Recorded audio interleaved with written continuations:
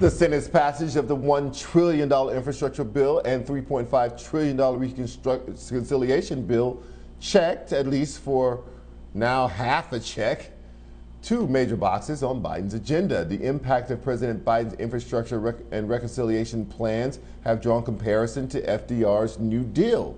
Much like the New Deal, the impact of Biden's plans on the black community, good, bad, or indifferent, will be felt for generations to come.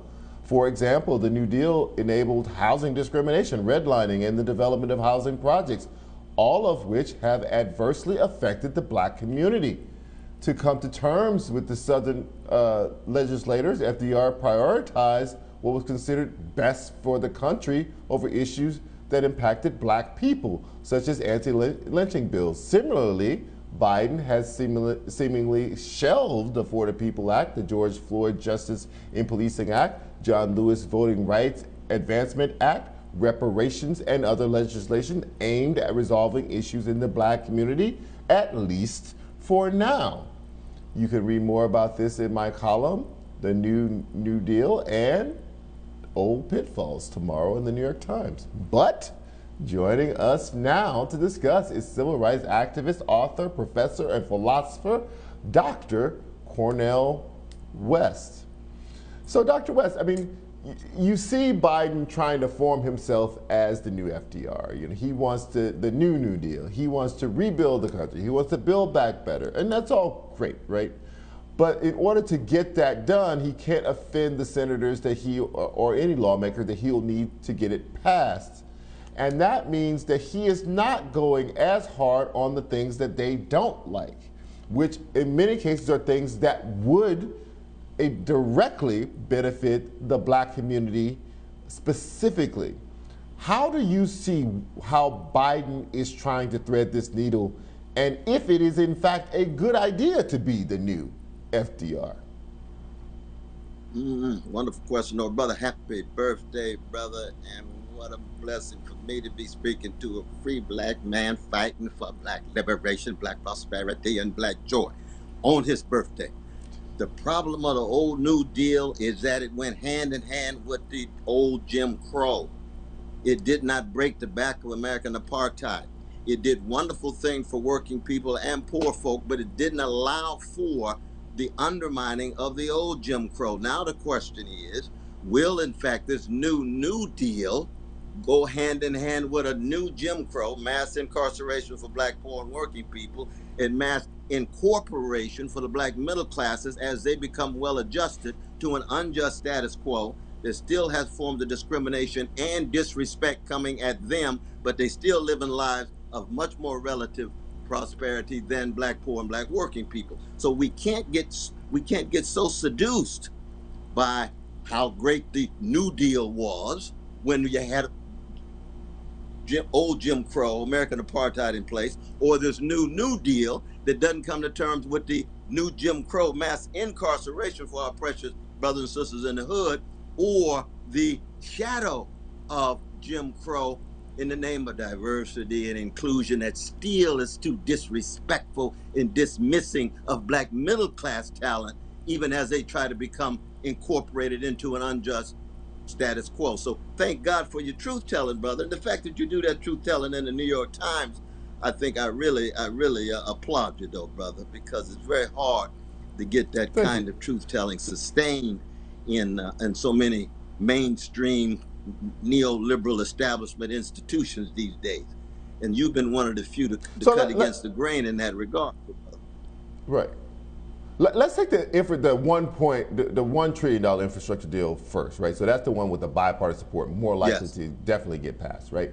So number one, it's only half of that is new spending. Now, the other half of that spending was already approved in other legislation. Absolutely. So it's basically a $500 billion deal. Still not, it's nothing to sneeze at. Still a lot of money.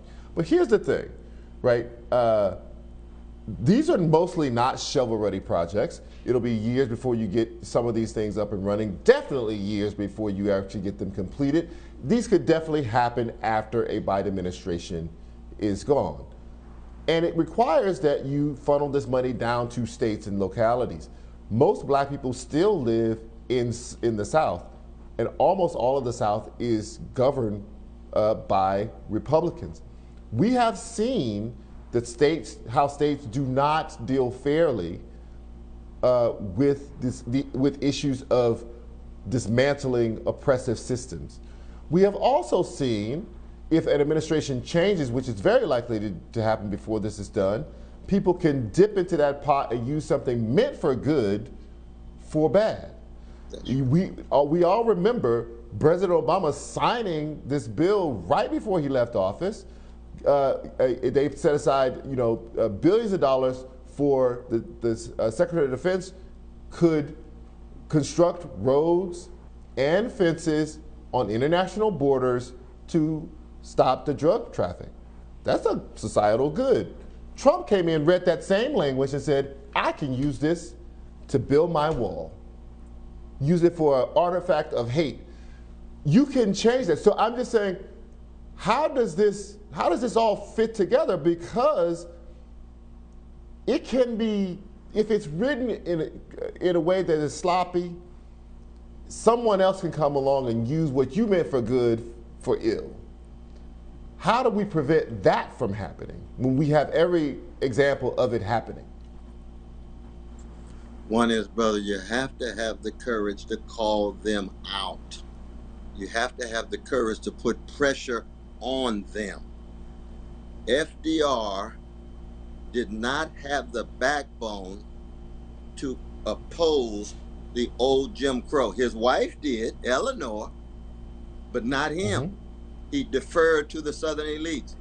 Biden has shown as of now that he's not willing to make voting rights a central priority to show he's got backbone in at least including black folk who elected him, especially the black sisters who elected him, that he has enough backbone to include them into their voices being heard. So black folk, again, on the caboose, on this train, even though it's our very votes that allowed the train to go into the station. So you can see history repeating itself, and we have to be very vigilant in this regard. Now, I'm glad to see some of the Democratic elected officials putting pressure on Biden. Some of us tried to do that under earlier Democratic elected officials. Why? Because it's the only way black, poor, and working people's voices will be heard, and the only way in which the black community will be a priority for any Democratic Party. Biden has yet to make black voting rights a priority, even though it was a precondition of him winning. Now that's a difficult message for people, but we got to be honest about that.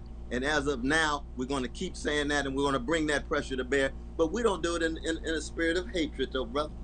We do it in a spirit of love for the people. We do it in the spirit of joy, prosperity, and liberation, freedom, empowerment. And Dr. West, the parallels you're talking about are even stronger, actually.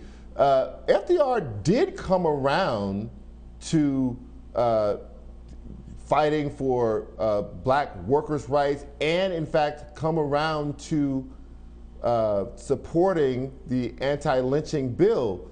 But he did so after all of the New Deal had already been passed late in his presidency, and he did it specifically to curry favor with black people. What I think we don't want is this back burner approach that FDR put black people on. Wait until I get all of what I want done, and then I'll deal with you. Wait until I get all of what I want done, and then I'll come back to try to make you happy because I know I've made you mad. How do we prevent ourselves from letting Biden fall into the same rhythm and motion where he gets all of what he does and he puts us off until the end?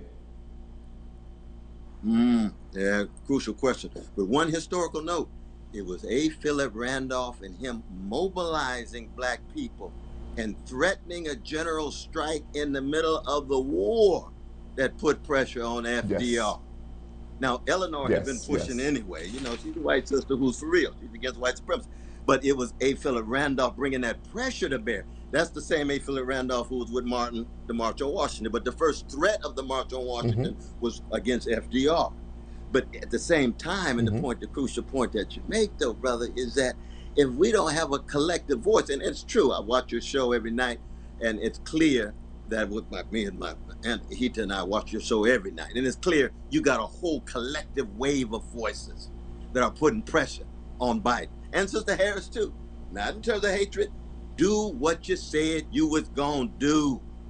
Be honest about justice. Be honest about black people suffering in terms of not just voting rights, but in terms of not just infrastructure. And infrastructure is a wonderful step forward, but it don't confuse giving people money with transforming power relations. We need that second bill that allows for a much more massive investment. Brother Bowman says we need really 9 and 10 trillion investment in order to try to reinvigorate the infrastructure and the civic and civil society, as it were.